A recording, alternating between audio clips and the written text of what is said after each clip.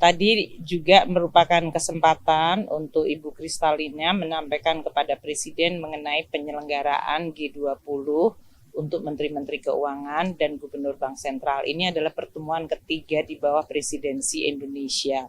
Pertama, Bu Kristalina sangat menghargai bahwa Indonesia telah sukses menjadi tuan rumah untuk G20 Finance Track, Menteri-Menteri Keuangan dan Gubernur Bank Sentral. Yang ketiga di Bali, pada situasi dunia yang sedang tidak mudah, makin menantang. Pertama tentu dengan adanya perang yang masih berjalan, menimbulkan kenaikan harga komoditas seperti pangan dan energi, dan ini menyebabkan inflasi di negara-negara, banyak negara meningkat secara tinggi. Sehingga ini menjadi ancaman yang sangat nyata bagi banyak-banyak negara yang sekarang menghadapi krisis pangan dan krisis energi. Peranan Indonesia sebagai presidensi G20 dalam pertemuan Menteri Keuangan dan Gubernur Bank Sentral menjadi sangat penting karena kita membahas mengenai bagaimana mensinkronkan kebijakan fiskal, moneter, dan dalam menangani seperti krisis pangan, langkah-langkah apa yang bisa dilakukan agar bisa menurunkan risiko dari perekonomian global yang sekarang ini meningkat sangat tinggi.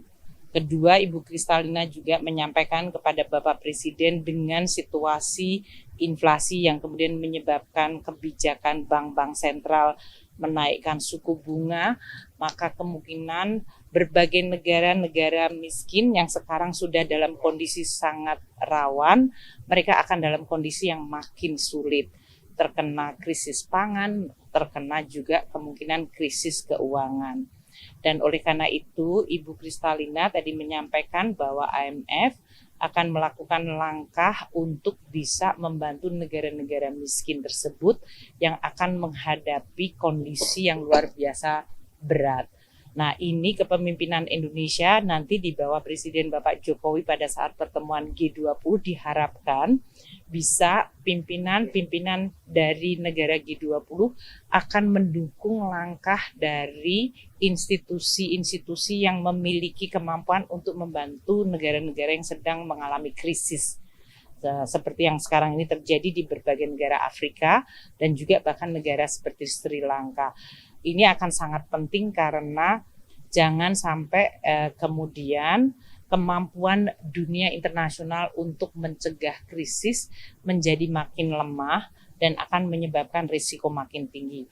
Nah, Bapak Presiden yang akan menjadi tuan rumah G20 nanti menjadi sangat-sangat penting untuk bisa memobilisasi dukungan semua leaders G20 untuk bisa membantu terutama negara miskin.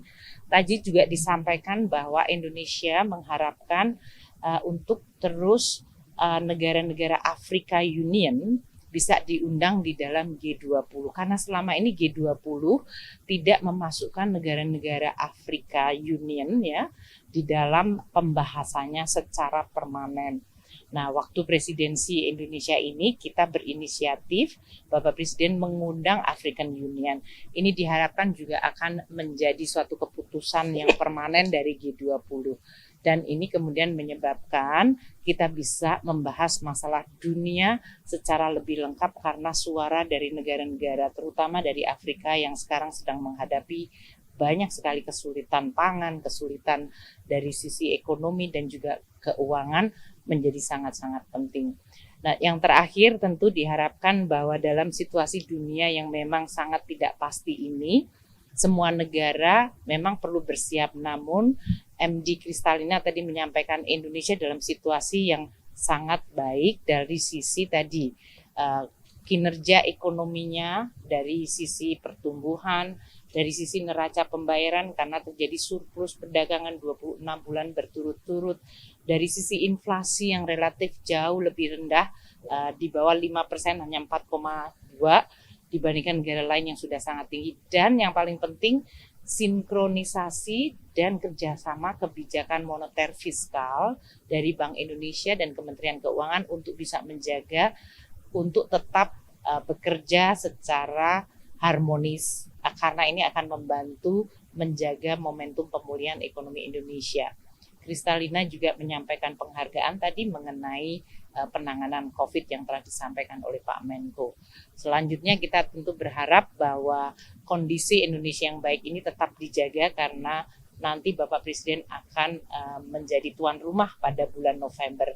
Untuk G20 sendiri, berbagai hasil dari pembahasan akan menjadi bahan untuk nanti disampaikan pada leaders meeting.